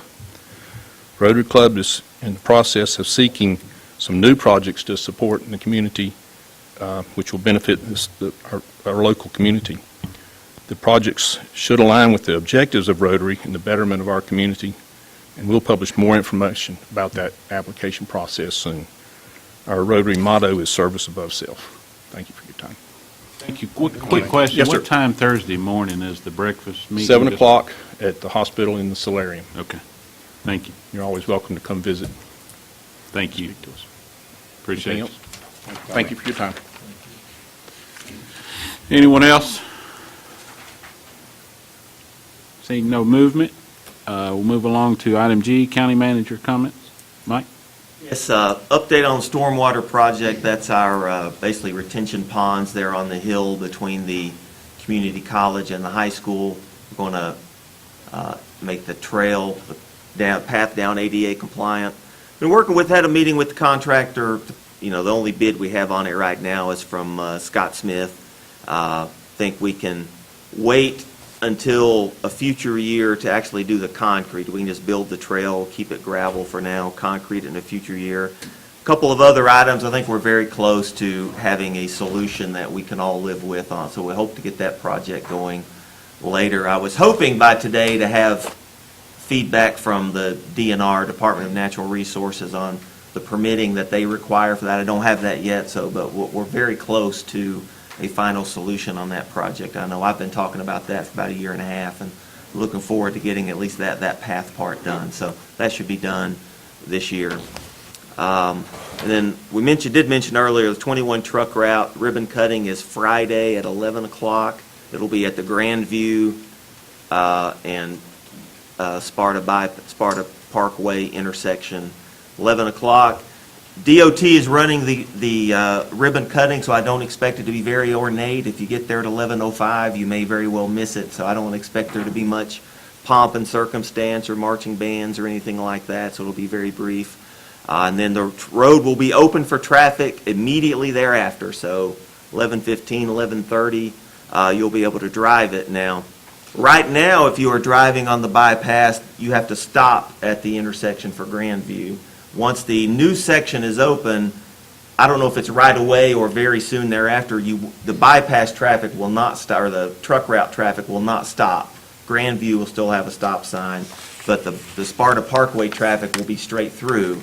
DOT has signs posted, they're covered right now, and they will have one of the big, neon signs alerting to the new traffic pattern. We'll make everybody aware of that. I'm not sure if it's immediately the stop will go away or it'll be very, very soon thereafter. But so if you're coming on the Parkway, start up by the fairgrounds, come down that way, you will not have to stop all the way back to 21 on the other end. Grandview will still stop, so that'll be a new traffic pattern as of either Friday or very soon after. But it will be open for traffic on Friday, so it is finished and striped and ready to go. So, and then again, was supposed to be October, so they are 7-8 months ahead of schedule. So we appreciate the hard work from our friends at DOT. There were some inconveniences along the way, the traffic light on 21 and all that, but the heartburn is over at this point, so that will be open. And then I want to remind everybody, the Dine Out Challenge from February, you have until Friday the 15th to turn in your receipts. We've had almost 30 people turn in their receipts so far. We had an internal version for employees. We've had like 20 or so internally, so it's been about $6,000 that we've tracked so far being spent, so we appreciate everybody's participation. And you still have time. The challenge is closed. You still have time to turn in your receipts. I want to remind, and our next meeting on the 18th, we'll draw the grand prize winner as well as have the final stats as to all the money that was spent at the Dine Out Challenge for February. So that's all I have. Thank you. At this time, we are being asked to go into closed session pursuant to General Statute 143-318.11A5, real property. So I would entertain a motion at this time. So moved. Second. Motion and a second to go into closed session. All in favor? Make no saying aye. Aye. Opposed, no. 5-0.